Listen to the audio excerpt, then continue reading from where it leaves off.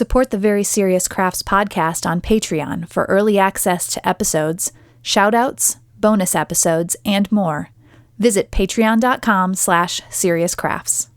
You're listening to the Very Serious Crafts podcast. We're very serious crafters. And we craft very serious crafts. Very serious. Hello, and welcome to Season 2, Episode 11 of the Very Serious Crafts podcast. I'm Heidi from Hands Occupied. I'm Mollie from Wild Olive. And I'm Haley from Red Handled Scissors. Today we'll be talking about summer knitting, taking care of yourself while crafting, pottery, and, drizzling? Does it have to do with cake? I want or cake. rain? Oh, cake. Yes, that would be really, really great. It might have to do with rain. We'll get there. Okay. I'd prefer the cake. Before we do, yeah, same. Before we get to drizzling, recently, I've had a pretty, adventurous last several days. I'll say. So my grandmother Mary, the delightful person who taught me to knit, she turned 90 in February, but because she lives in Minnesota and is a very nice lady who cares about all of her grandchildren and great-grandchildren, she insisted that we didn't celebrate her 90th until late April. That's really nice. That's smart. Yeah. And yet, it didn't help. That's right. And it managed to still snow the weekend of April 28th. So I, being the one grandchild that lives several states away in Illinois, I had to suddenly drop everything Friday morning, get in my car by myself, and drive 9-10 hours to my grandma's house in a single shot. That's fun. Because we checked my mom reached out to me at 7 a.m. on Friday and was like, you need to look at the weather and give me a call. And she was like, do you want to fly today? And we looked up flights, and they were $1,000 from Chicago to Minneapolis. And that hurts. And I was like, it's a 6-hour drive. I don't think so. Also, trains exist.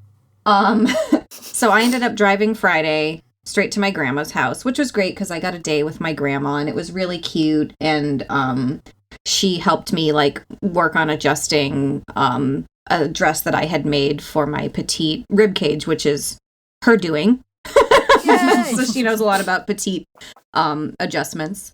Fair enough. So I drove Friday, hung out at my grandma's, and worked at her house Saturday, doing all the deadline things that I would have done Friday.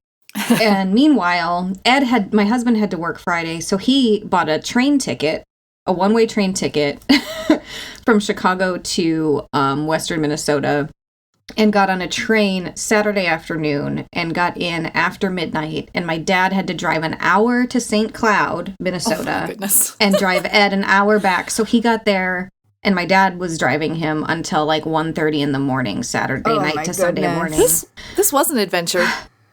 Yeah. And then, my grandma managed to fall during her own birthday party.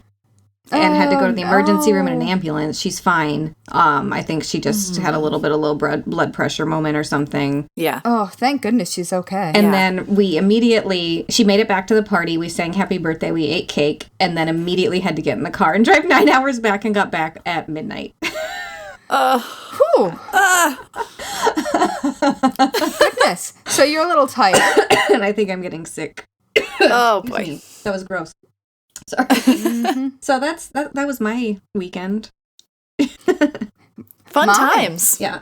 Well, I'm actually gearing up for this coming weekend because my friend Katie, who I've mentioned several times in the past episodes, she's visiting from England. She's actually doing other things in the States. And so she squeezed in a couple of days to hop into Chicago. And yay! So, yeah, I'm excited because we're just going to hang out and mostly knit and sew because she wants to try a bit of quilting while she's here. And I'm also going to try and do a few other fun things with her and lunches and all of that good stuff. So I'm very excited just about low pressure crafting with a friend. Yeah. So That is so nice. Yeah, that sounds really fun. How about you, Haley? What you got going on? Oh, I'm so cranky. I'm so cranky. But in addition to being incredibly cranky at the moment, I finally finished my winter hat. Yay! So, you know the Basque hat that I have been working on? Yes. Oh, well, since I came to visit you guys in Chicago. Yeah. The Chicago yarn. Well, it's finally done. It's finally done and has been blocked and exists and will be all ready for next winter. Yay! Yeah. Because it is definitely spring in New York City. But see, you could have left that unblocked for the whole summer, like spring, summer, fall, and then it would have gotten to winter and you would have been like, I still haven't blocked this yet. And if you were me, you might have still left it unblocked for another season. So you're ready. Oh, don't worry. It may be blocked, but I haven't photographed it yet. And so I we'll see how long it sits on my kitchen table. It's on like one of those Pyrex pitchers, just sort of hanging out. Okay. Because it's been blocked on a dinner plate, and now it's allowing the air circulation. The air has circulated plenty. And yet, there it sits. Anyway, so that's that. Well, I'm proud of you for blocking that hat. Yes. Thank you. Although I overblocked it, and I'm probably going to do it again. Well, I always do that. I do that with everything that's supposed to be a certain size. I'm like, I really need to stretch it to get everything to just snap into place and look its best. Nope. I'm just going to have to put it in warm water. And then I'm going to have to block it again because I have been too enthusiastic. So we'll see if that is the case. Too enthusiastic. That is a the hashtag problem. if ever there was one. yeah. It's a consistent problem in my life. Well, speaking of consistent problems, boy, do we have those on the Very Serious Crafts podcast. And how? In particular, so I guess I should probably start this topic by saying I am not a doctor. Spoiler alert, I am not a doctor. Do you play one on I'm TV? shocked. Or in podcasts? Nope. I do not claim to be a doctor. I don't play a doctor. I think I played one on stage once. Did you kill anybody? Yep. Oh my goodness, we're all tired. Anyway. But that was your question. Like, we paused at my answer, but that was your first question. I would just like to point out. Yeah. Anyway, so yeah. Carry on. To recap, I'm not a doctor. But so as crafters, there are ways that we can hurt ourselves. Even if you're not a very serious crafter, you can harm yourself while crafting. Especially if you're not a very serious crafter. Yeah. Or if you're not a very serious crafter and you craft for 2 or 3 days straight because it's like a holiday weekend and you're like, I'm going to make this whole sweater or I'm going to do this whole thing. I have never done that. I don't know what you're talking about. Jinx, Mollie. Yeah. So in my life, I have had carpal tunnel, which is the most famous, I would argue, repetitive stress of the tunnels? Yeah, of the tunnels. of I would say all repetitive stress injuries in like contemporary society. Carpal tunnel's the most famous one because so many people can get it from being on the computer. And factory work historically. Yeah, and I think that I think the addition of people being on their phones all the time is making it even more acute. And Absolutely. I definitely have run into. I need to figure out a new way to type on my phone that's not just like voice to text. I need to find out some way that's less harmful to my hands because Me too. Because I was recently diagnosed with cubital tunnel, which is similar to carpal tunnel, but it's in your elbow. It is, I believe it's called ulnar nerve entrapment syndrome. So, you know, your ulnar bone, the bone on the pinky side of your forearm, there's a nerve that runs from your ring and your pinky finger up through your elbow, right around your funny bone. I believe that is the nerve that actually gets hit. Yeah. My arm hurts right along there all the time. Yeah. And then every day.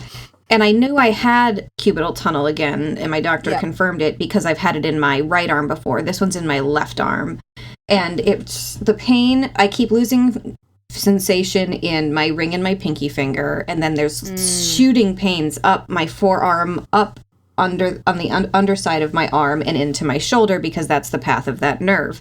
So on the one hand, it's kind of cool to be like, I could take a marker and draw exactly where this nerve is. How interesting is that? I mean, I think that's neat. Yeah, but I knew you would. But neat, but it painful. hurts a lot. Yeah, but it hurts. And so carpal tunnel, cubital tunnel, and then I also have had tendonitis issues over the years from knitting, but also me too. From knitting and crochet, but also from I went to college on a music performance scholarship initially. I played the oboe, and so between crafts and music and school, my hands were just being way overworked. Yeah, I was a gymnast for many years, and I feel your pain, maybe quite literally. Yeah. So all that to say, but this entire topic isn't that fleshed out, other than saying, see a real doctor if you think you might have a repetitive stress injury, number one. And crafters get them all the time. Yes, we do. Yeah. I've definitely had times where I had a deadline and I started, I've never actually gone and seen a doctor for this, but I know exactly what it is. I know I just try to avoid doing that whenever possible. But anyway, I'll pop on a brace, sometimes 2 braces, and if it's a deadline, I still just have to keep going. And I do this I get these claw hands when I'm doing, especially English paper piecing. Yes. And I can remember one specific project that really, really did it for me, and I still love the project though, so yeah. But yeah, worth it.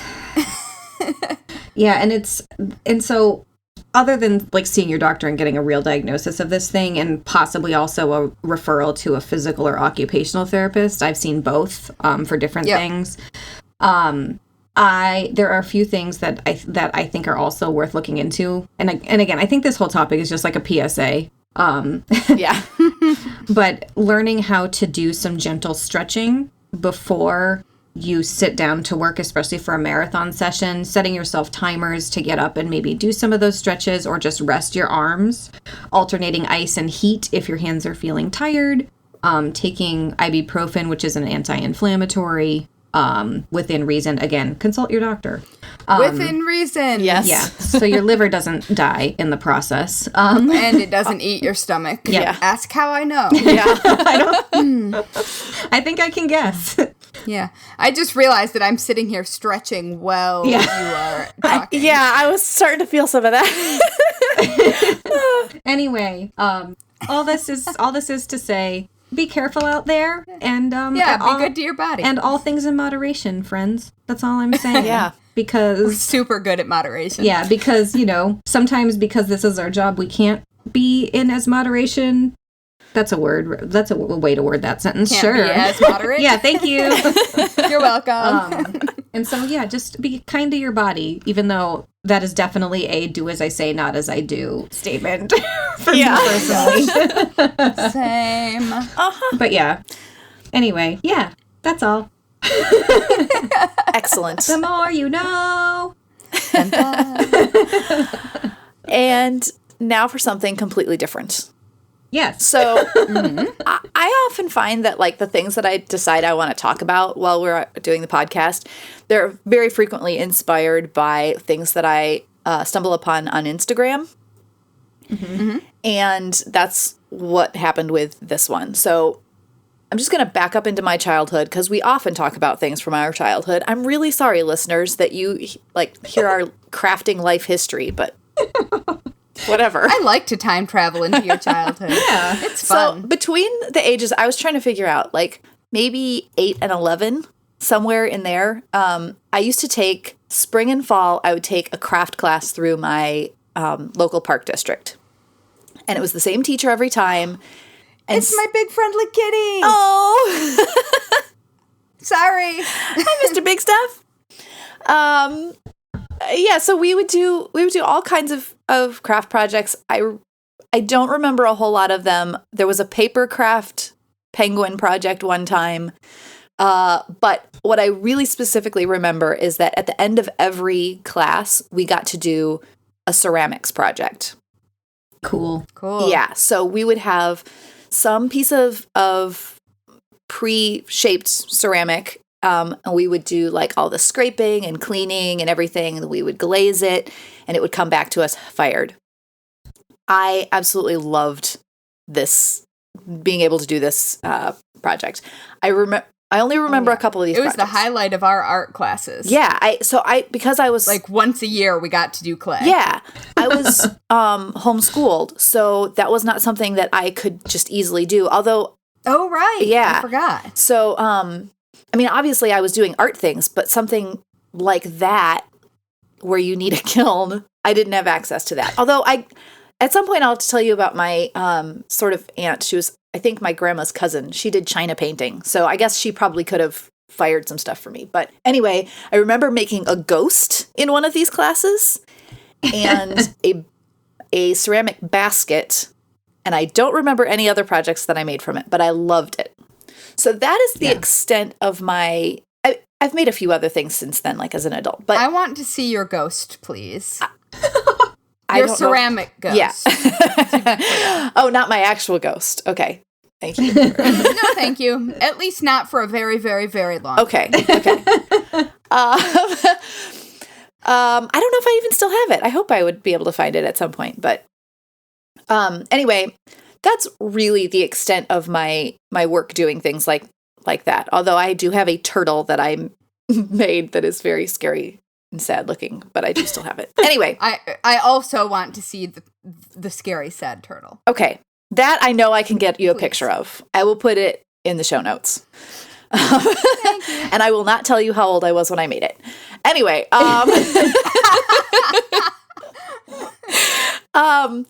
But so really getting back to the Instagram inspiration for this. So I follow this person, Bookie Margoof. I will put her link in the show notes. She's fantastic. She's made these pom-poms that I've talked about in the past. And she shared this link to someone who makes beautiful pottery. Her name is Sarah Dyer. But she also has an account on Instagram called Pot Punisher. And this is not some sort of like questionable substance pot. This is pottery. That was not where my head went. I assumed like hitting pots with a hammer. Yeah. So questionable substance pot. Or perhaps putting it in a corner with a dumpster. Yeah. No. Oh, that's funny. Here I go being very literal. Anyway. This Instagram account is all like slow motion videos of smashing pottery. Oh, that's satisfying. Yes. It is. Yes, it is. You know, kind of like I talked about, like watching someone pour glue over punch needle embroidery. Mm-hmm. It is at the same time horrifying and satisfying to watch. And obviously the reason that they're smashing, she does it like with other people. They're very like artfully done too, but they're obviously pieces that they didn't don't work spark out. Joy. You couldn't use them. So, but it's still like you watch it. I would argue that shattering something sparks some joy. It sparks something.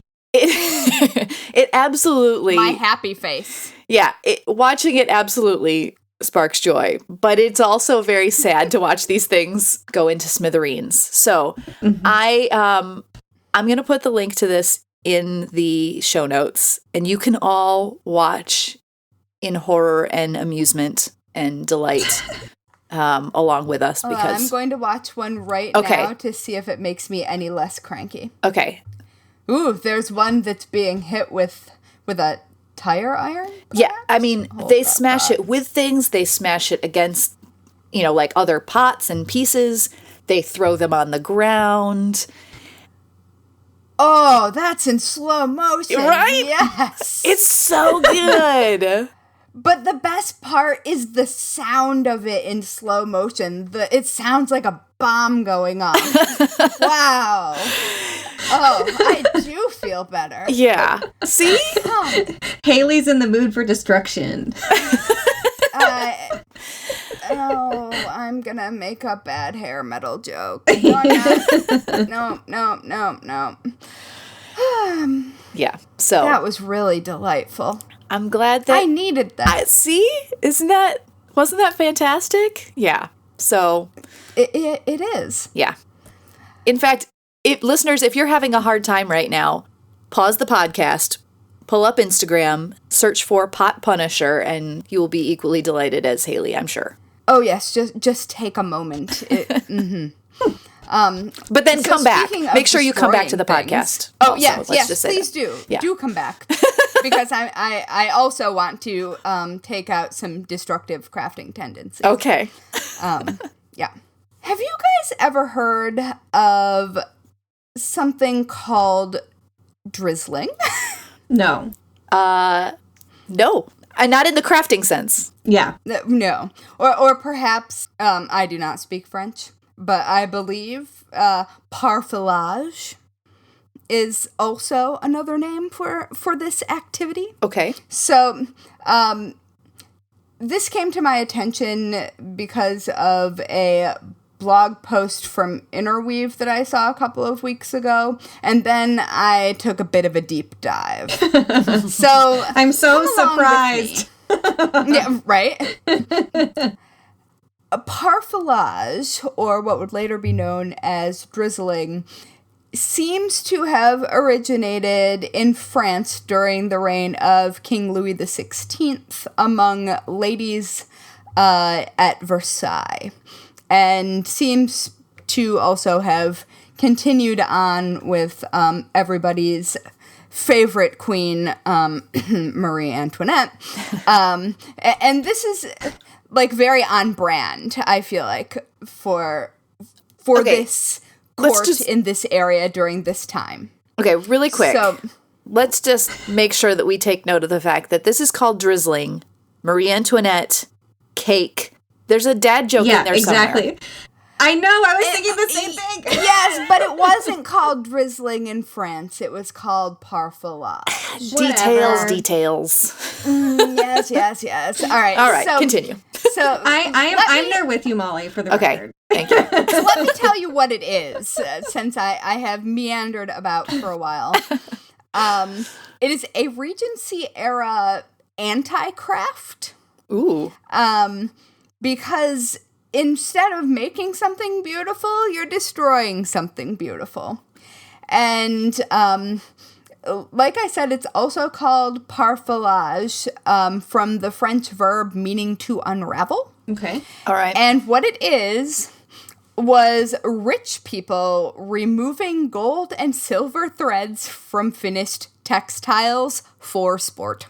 For sport? So like they were just chilling and removing gold and silver threads from whatever textile or decorative piece happened to come to hand.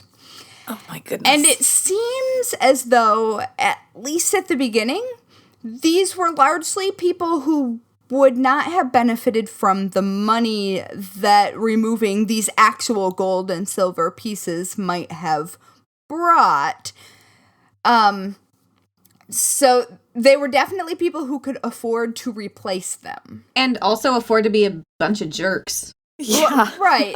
And at some point, especially in France, items were actually manufactured with the purpose Oh my of goodness. being used for this pastime. No. That's So This Right. is why privilege is a problem. Okay, right. Yeah, so by the Regency era, this had wandered over to England and was, for reasons somewhat unclear, referred to as drizzling. I have a guess, and I think this is a pretty common guess amongst people who have considered such things. I expect that it's called that because when you're stuck inside and it's raining, because it's England, this might be an activity that one might do because one was bored. Or so depressed that you had to destroy something beautiful that somebody worked really hard on and didn't get paid enough for. Oh, wait. Yeah, I don't need to go on that whole soapbox, but I'm very angry. I was thinking, like, when you're frogging something and the thread is, like, going into, or the yarn is going into a pile, it's, like, drizzling into a pile. That's what I was picturing. But the rain thing makes sense, too. I mean, I don't know. I'm just making it up. I don't know what, like, as you're unraveling something, no clear answer. Yeah, I don't know what the threads would look like at that point, but they look like threads. Apparently, largely women, but in France and especially at Versailles, some men also did this activity, but in England it seems to be largely women. But they would carry around like ornate bags or even have boxes with the tools that you would need for drizzling. Like sharp scissors and a stiletto and a bobbin or something to wind this thread on, because at the end you would sell it to a jeweler. Okay. This seems to be largely just for fun. Most people who were doing it a lot didn't need the money, but they also seem to have not wasted it. Like, they do seem to have largely sold what they removed. I guess that makes it a little better. Like, the jewelry market. And, I mean, it probably also, people who needed the money probably also did it. Apparently, in France, it was sort of assumed that the aristocracy wasn't doing so hot during the later parts of Marie Antoinette's reign, sure, and that they probably needed the money. But before that, this was just a frivolous pastime. So, like, ladies would carry around, like, very ornate bags with fancy tools. There were sets of tools that were made and marketed specifically for this activity. And also boxes that were made for this activity, though apparently there is not a surviving example of the boxes, presumably because they were used for other things later. But so that is a thing that exists, and you can take a pretty deep dive, and I will put plenty of links to reading material in the show notes. But that is a thing. And honestly, I can see, like, as someone who likes to untangle yarn, I can see how satisfying, in theory, it might be to pick at something and pick at it and then, like, slowly remove this, like, seeing if you can get the entire thread out in one piece. Like, I could see the appeal. When you say it that way, yeah, I could definitely see the appeal. Probably, like, I think it would be really satisfying to do. Especially if you aren't the one who made it. Yeah, I think it'd be really satisfying to do if you were, like, a servant and your boss was a jerk and you were stealing from them. Oh, we see where you're coming from. Uh-huh. Yeah, I mean, I'm just so, like, not here for rich people being wasteful in general. Well, they don't seem to have wasted it, is the thing. Yeah. And I mean, you're talking about, like, textiles, like, it was their stuff if they wanted to take it apart. I don't know. It's not a thing that seems reasonable, logical, or sensible to me, but I can also see myself with, like, tiny tools inching this thing. Like, I could see getting hyper-focused on the activity. not dissimilar to like pulling out stitches when I screw up like a line and cross stitch or something. Like, I really, really enjoy taking the needle and taking the stitches out one at a time and not having to cut it. Mm-hmm. Yeah. Like, there's something to be said. You guys, my chair just broke.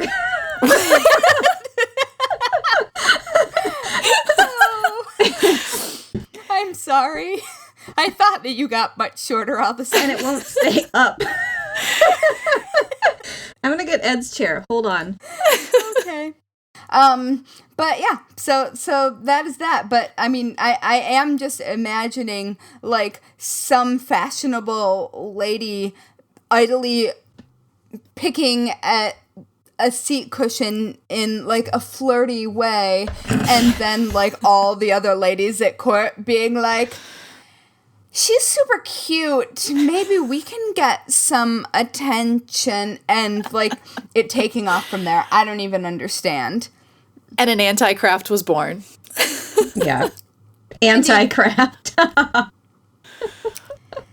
Yep, so that's that. Wow. Let's talk about something nicer. Let's talk about actually making things. Please. You don't like delicate hands doing fine. I'm just jealous because I've got the English paper piecing claw hands. Yeah. Oh, wait, that's Velociraptor hands, which I also have. All right.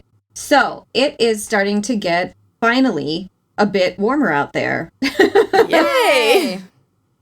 Which means that it is time to be thinking about warm weather knitting and crochet projects, which, as folks who design knitting and crochet patterns, I feel like you say the phrase warm weather knit and crochet, and some folks who are not very serious crafters are kind of like, but you just don't make stuff with yarn in the summer. What are you talking about? Untrue, sir. Incorrect. And so when my hands have been cooperating, I've been working on a short sleeve blouse style sweater, inspired by the vintage knitting retreat I went on last month. Mm-hmm. And it's got a puff sleeve that goes about to the elbow, and then all over the sleeve and the body of the sweater is a nice eyelet lace pattern. Nice. Mm-hmm. And so it's still made with sport weight wool, but with the eyelets and the short sleeves, I think it'll be a really nice layering piece for late spring. Yeah, that sounds really nice. Yeah, if I finish it in time. I'm working from or for next spring. Sure. I'm working from a vintage pattern called the Fern Lace Pullover. And I will link to that in the show notes because it's really cute. Yeah. Nice. So yeah, wait to see that. Are either of you working on any warm weather yarn projects? Well, I just finished a spring summer sweater sweater might be a stretch to call it that. It's more like a cap sleeve tunic, but we're calling it a sweater.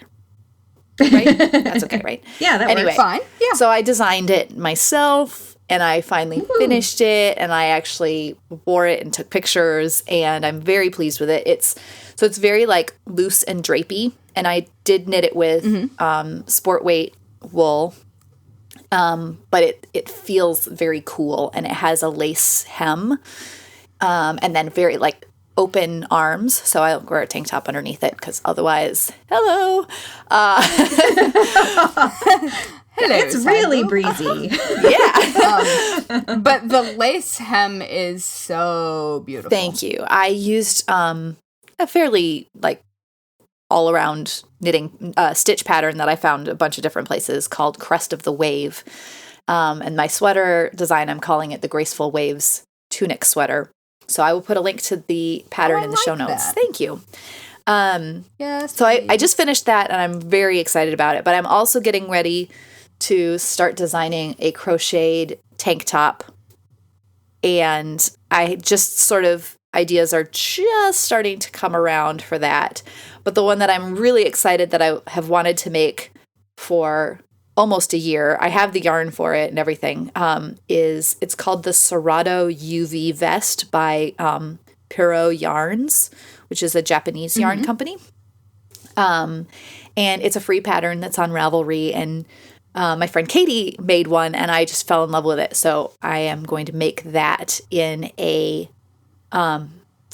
it's a wool and linen blend yarn, and it's fairly open. Nice. So I think that that's going to be really nice when I can eventually do it. And that's a crochet pattern as well.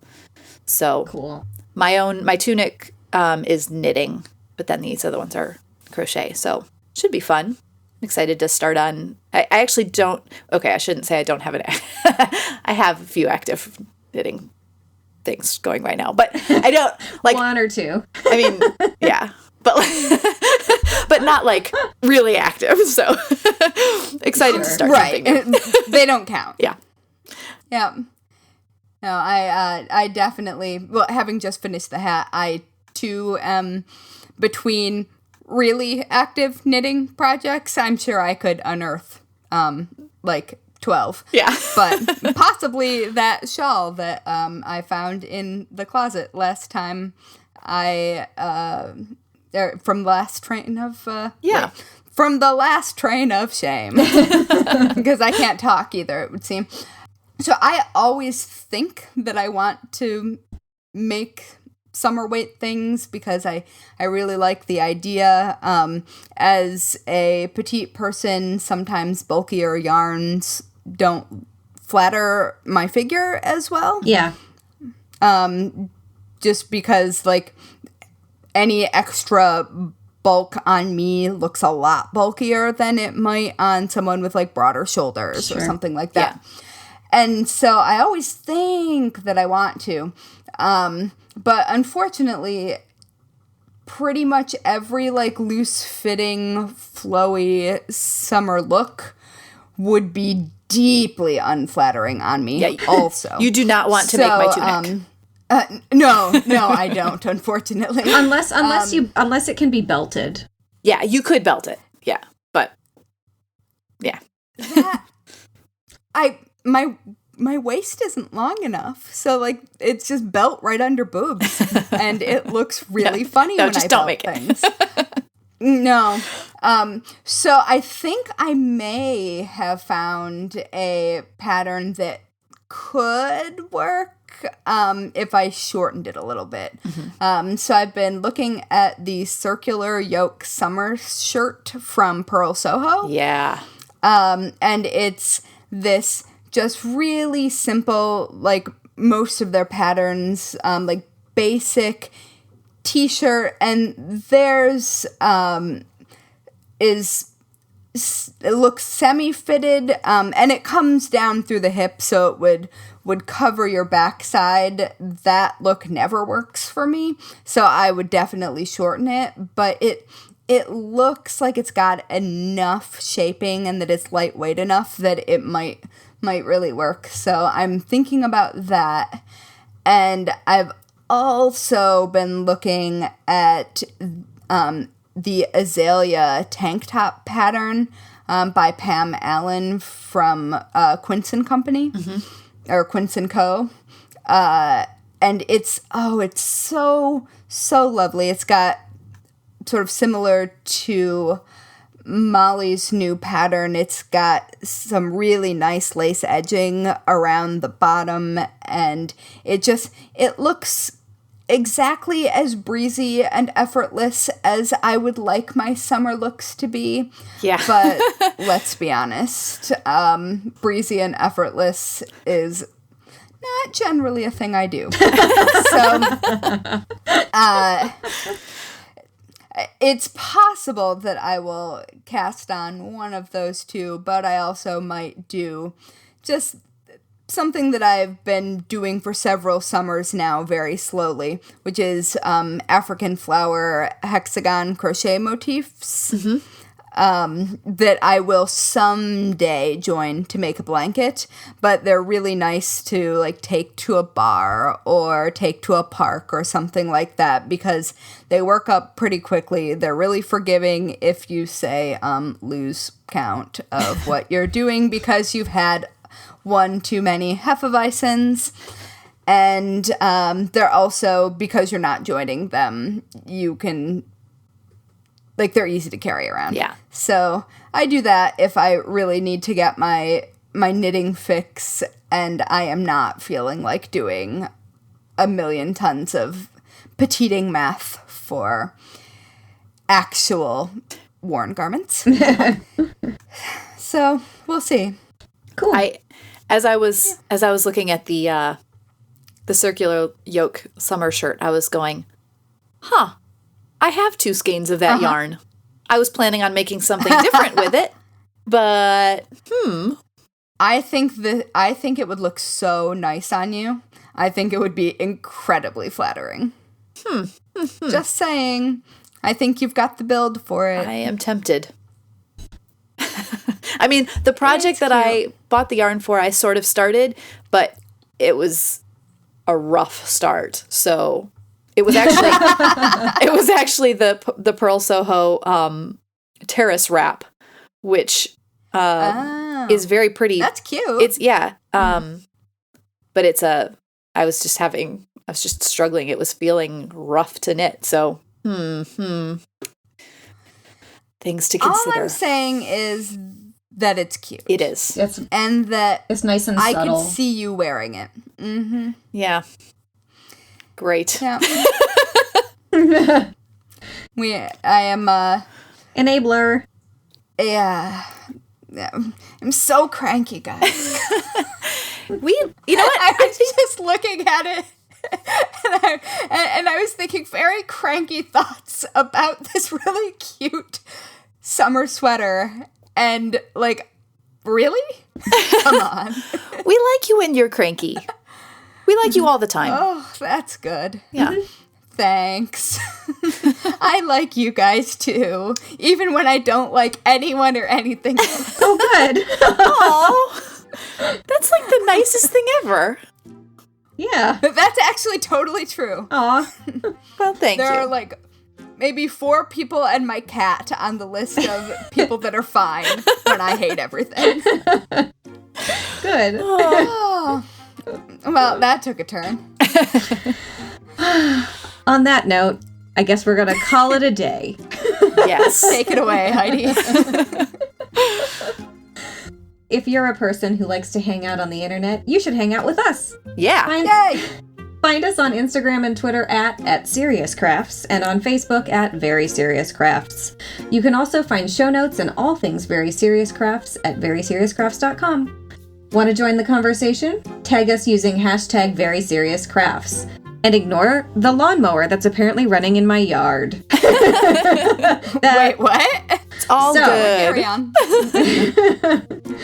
Want to join the conversation? Tag us using hashtag Very Serious Crafts. And if you're using Instagram stories, don't forget to tag us with @SeriousCrafts so we can reshare. Are you a fan of the Very Serious Crafts podcast? Great! Please leave the Very Serious Crafts podcast a 5-star rating on whichever platform you use to listen to podcasts. Good ratings help us show up in recommendations, which helps more people who love crafting find us. Hooray! Yeah. And finally, if you'd like to sponsor an episode of the Very Serious Crafts podcast, visit veryseriouscrafts.com and click sponsor. Thank you very much in advance. Thanks.